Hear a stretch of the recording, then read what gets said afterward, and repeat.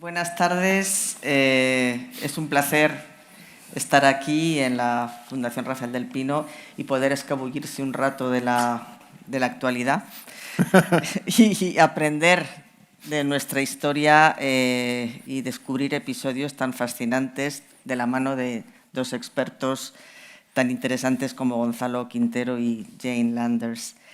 Querría empezar a preguntaros, bueno, a todo esto, espérate, ¿cuánto tiempo tenemos? 20 minutos. Máxima media hora. Hay un trailer después. Gonzalo, habla más rápido que yo. Voy a ir, vamos, rápido de todas maneras. Quería preguntaros, a nivel personal, ¿cómo surge vuestro interés por el papel de España en Estados Unidos, que es un área muy poco explorada en historiografía? Empezamos con Bueno, y mi profesor en la Universidad de Florida no quería que yo lo había hecho porque quería que no era importante solamente México y Brasil y Perú en esos tiempos. Pero yo creo que más y más ahora tienen esa idea que es importante porque hay tantos hispanos ahora en nuestro país y hay que hacer esa historia ahora. ¿Y en tu caso, Gonzalo? Yo, la licenciatura en Historia de América en la Complutense, me especialicé en el arco de la defensa. Y después en el doctorado fue cuando empecé a investigar sobre, primero, Bernardo de Galvez, a sugerencia de mi directora de tesis, Silvia Hilton, que era la mayor especialista en lo que es la historia de España y Norteamérica, y ahí he seguido. Y hablamos de 250 años de historia compartida y muy desconocida tanto allí como aquí. ¿A qué se debe? ¿Cómo se explica el olvido de este legado español, por ejemplo, Jane, en Estados Unidos? Cuando es tan obvio, ¿no? Tan visible. Yo creo la barrera idiomática, que ellos no conocen español y no tienen eso en sus libros de niños hasta la escuela de post. Hay que incluirlo ahora, pero y hay más y más que van aprendiendo ahora, pero antiguamente no. Todo el mundo quería hablar francés, pero no español. Sí, me acuerdo, bueno, en la sesión anterior creo que tuvimos, recordaba yo cómo Joe Biden había alabado a un italiano como Cristóbal Colón frente a la maldad de los españoles, ¿no? Sí. La ignorancia era, en este caso, supina. Y, Gonzalo, ¿cómo explicas tú, quizás es más grave aquí en España, todo ese desconocimiento? Es un desconocimiento que abarca, en realidad, la historia de las dos orillas, ¿no? Efectivamente. Y ahora mismo en los planes de estudio hay más interés en la parte de Estados Unidos, ¿o no? ¿En los planes de estudio españoles? Españoles, sí, de las universidades. No tengo ni la más remota idea, pero desde luego no vamos por el buen camino. Yo soy licenciado en Historia de América por la Universidad Complutense. Eso existía antes, ahora ya no existe la licenciatura en Historia de América. Básicamente, si España tiene algo que Eso contribuir... para mí es nuevo, yo no lo sabía. Yo también soy licenciada en Historia. Se pulieron la carrera. Se pulieron la carrera y es trágico básicamente porque si España tiene algo que aportar por sí misma a la historiografía mundial, es la historia de América. La historia de América no solo española, sino de la América en general. Tengamos en cuenta que el Archivo de India es el segundo archivo más grande del mundo después de los archivos vaticanos. Y es un archivo que está acotado temporalmente, 1492-1898, y también geográficamente, América y Asia. Con lo cual, solamente en eso ya es el segundo archivo más grande del mundo. Eso significa que tenemos una riqueza documental. Yo sé que aquí no soy muy popular entre tanto empresario y defensor de la empresa privada y eso, pero como servidor del Estado, la burocracia es fabulosa para conocer qué es lo que pasa. Cuando ustedes rellenan los formularios del IRPF y todo eso, piensen en los historiadores dentro de 20, 30 y 100 años que van a poder sacar las tripas de lo que estaba pasando en este momento histórico. Para nosotros los historiadores, la cantidad de documentación que tenemos en el Archivo de Indias, por hablar de unos archivos españoles, que es una burocracia que se generaba monumental, no es comparable a la que existía en ningún, como decía Jane Landers antes. La documentación que tenemos sobre el Imperio Español no la tiene ningún imperio sobre sí mismo.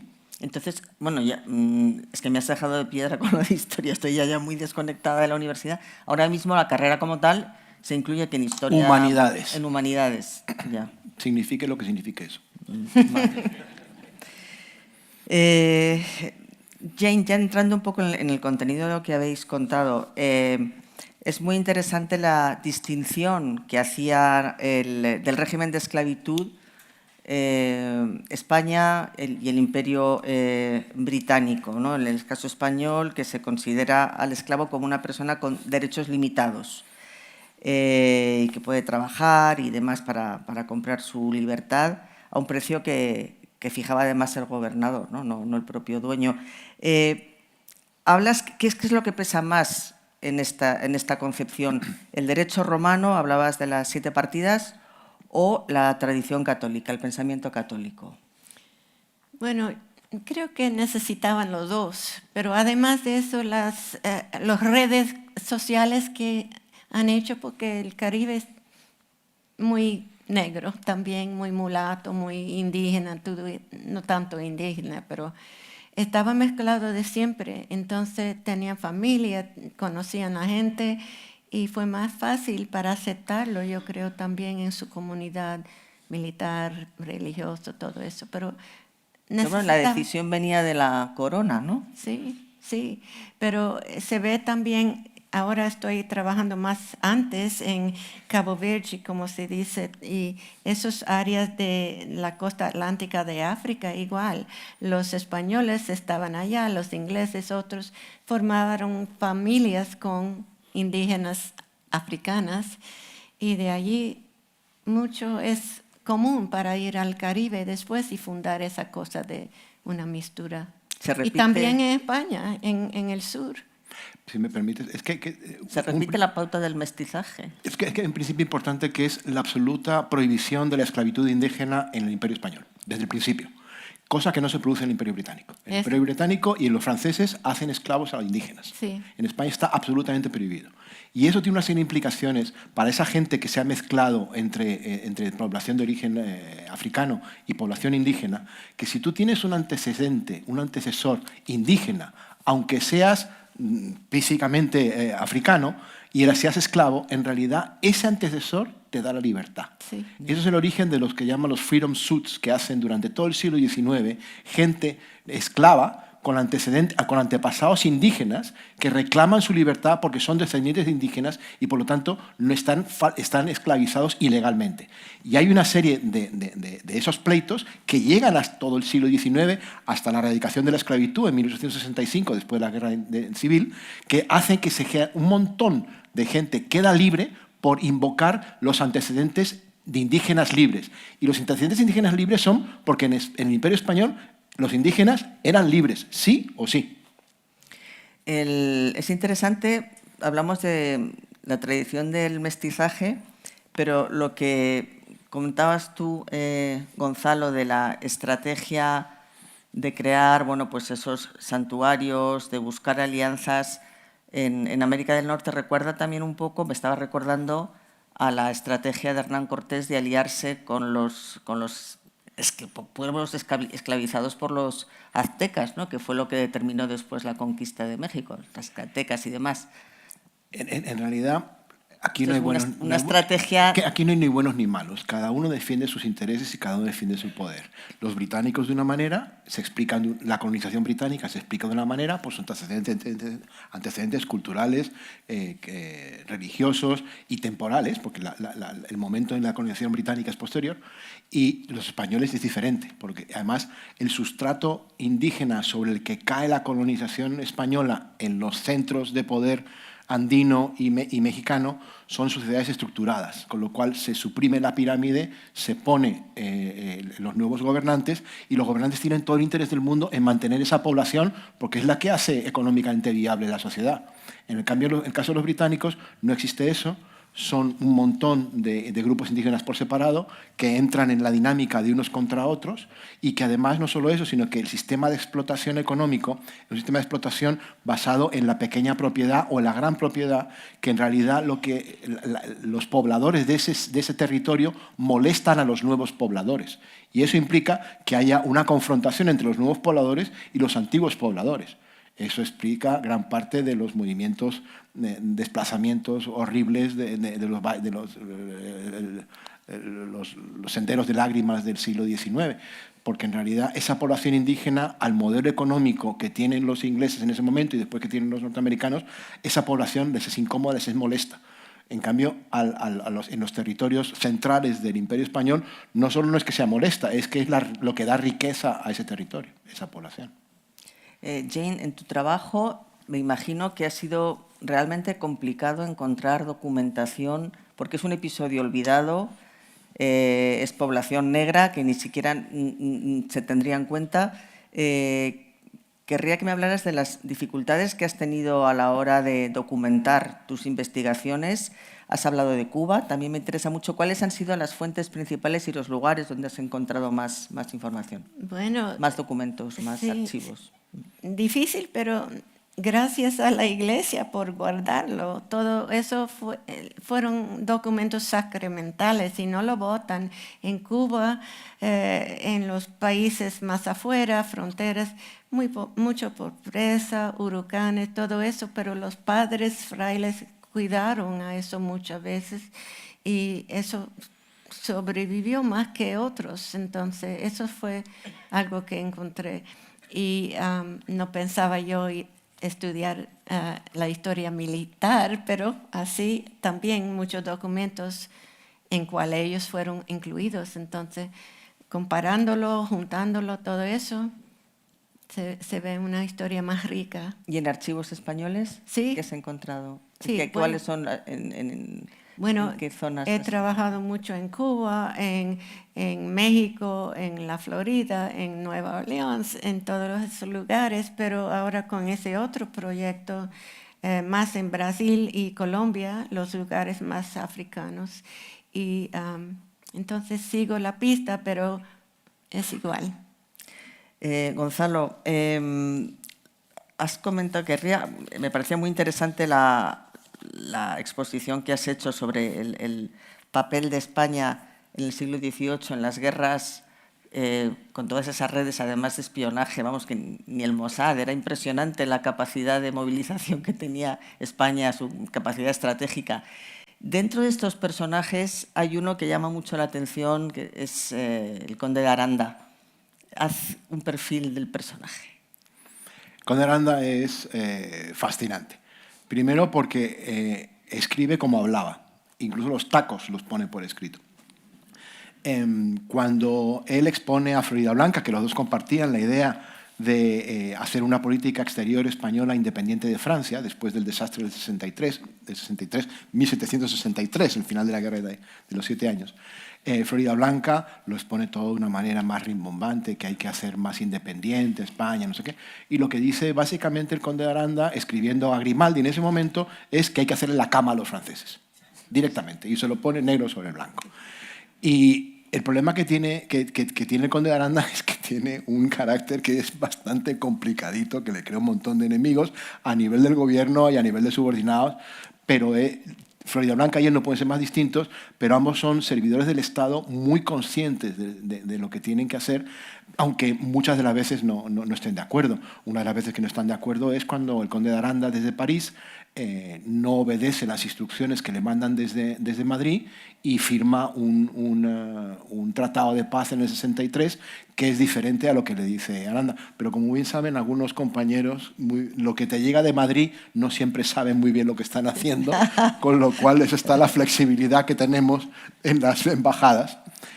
Y otra cosa que esto, hablando tú y yo el otro día, por cierto, que me enseñó en la maravillosa iglesia de San Francisco el Grande, donde él tiene un despacho, que yo no conocía, precioso. Me hablabas de justamente la decisión entre Gibraltar y Puerto Rico, cuando Aranda se enfrenta a tener que perder algo y decide que prefiere perder Gibraltar, que es bueno, pues un puño de rocas que no amenaza tanto al imperio como Puerto Rico en manos de los ingleses. Y me hablabas, claro, de un imperio de dos patas y de esa mentalidad global, que eso es algo en lo que no pensamos ahora mismo.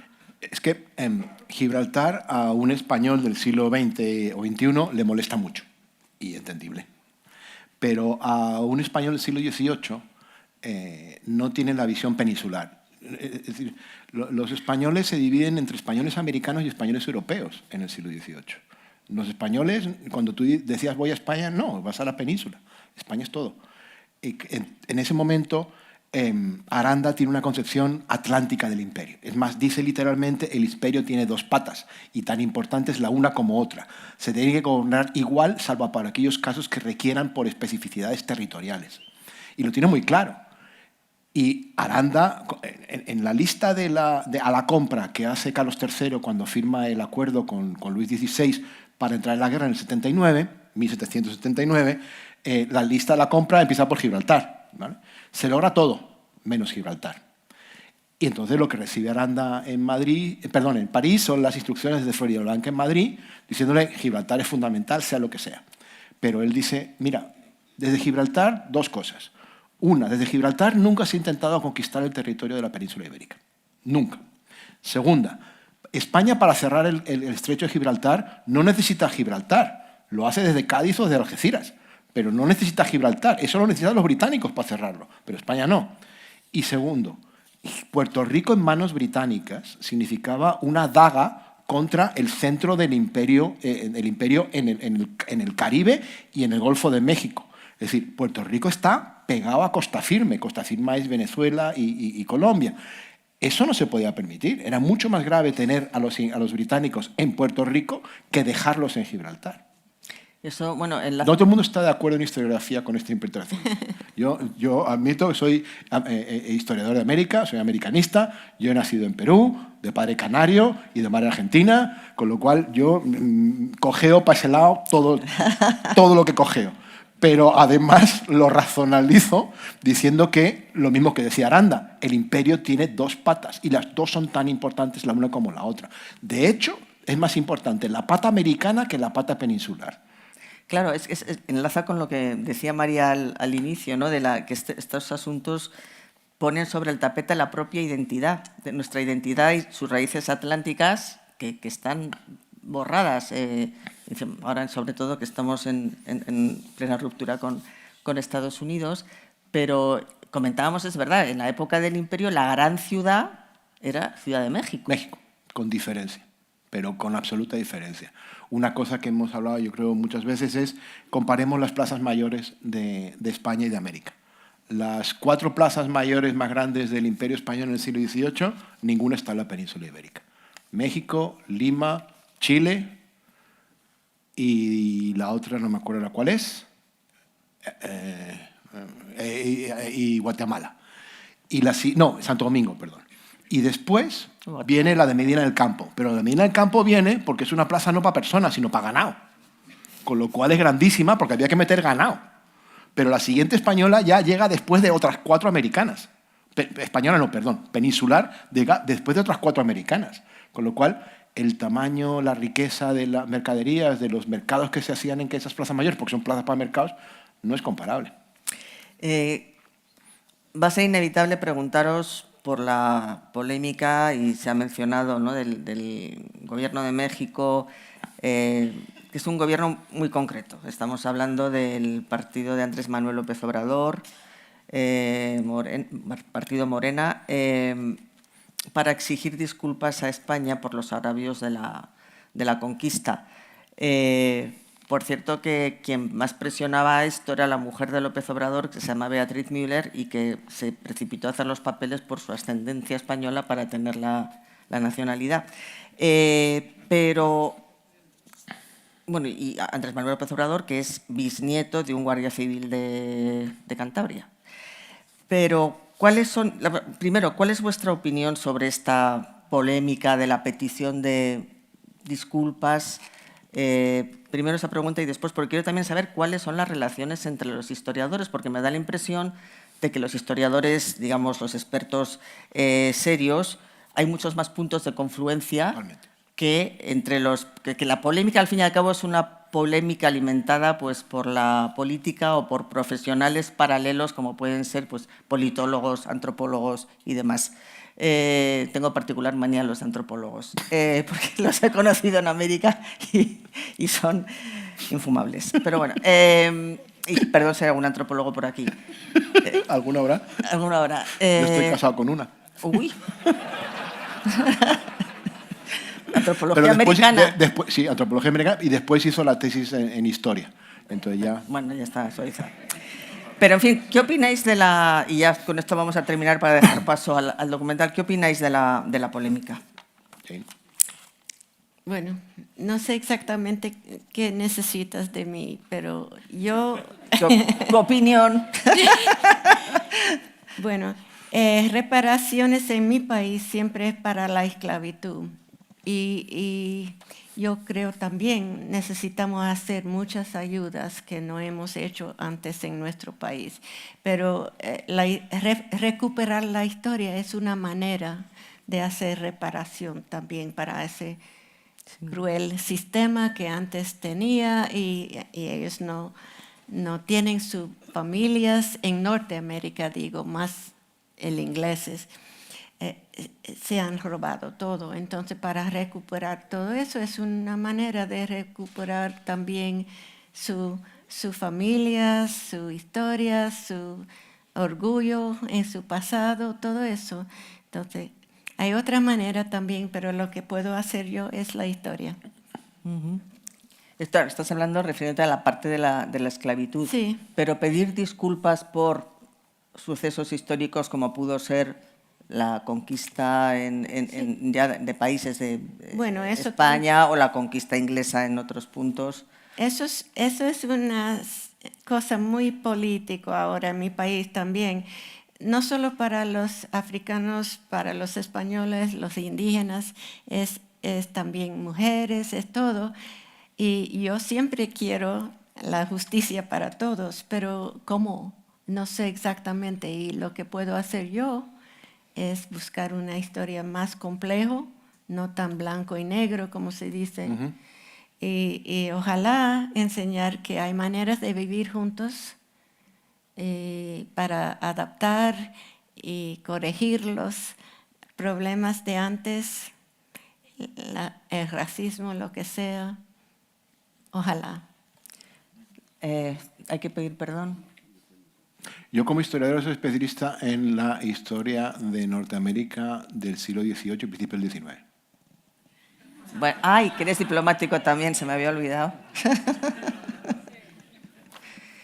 Bueno, digamos que es un asunto que más político que otra cosa, porque, insisto, volviendo al terreno historiográfico, ahí los trabajos son mucho más coincidentes y enriquecedores. En historiografía, ambos lados del Atlántico trabajamos igual.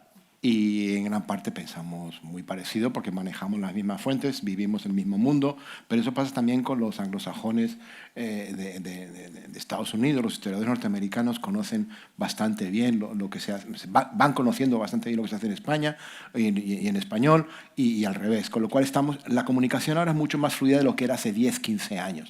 Hace 10, 15 años vivían en burbujas las academias de cada uno de los lados, pero eso está rompiendo. Gracias a estas iniciativas como la de hoy o la de otras instituciones como el Queen Sofia Spanish Institute o un montón más que lo que hace es ponernos juntos a historiadores de ambos lados del Atlántico para compartir. Y nos damos cuenta que en realidad compartimos gran parte de las visiones.